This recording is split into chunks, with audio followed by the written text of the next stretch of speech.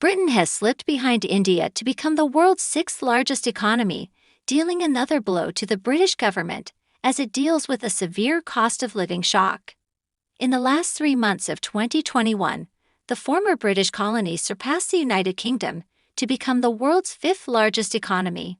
According to IMF GDP estimates, India maintained its lead in the first quarter.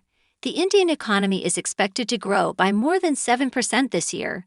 Local equity indices' world-beating comeback this quarter has pushed their weighting into second place in the MSCI Emerging Markets Index, trailing only China's.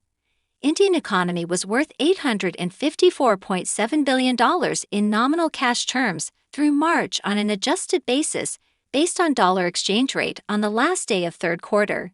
United Kingdom was worth $816 billion on the same basis.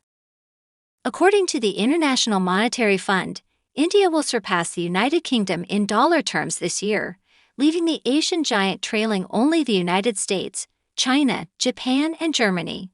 India was ranked 11th among the world's top economies a decade ago, while the United Kingdom was ranked 5th. The former British colonies surpassed the United Kingdom to become the world's fifth largest economy in the final 3 months of 2021.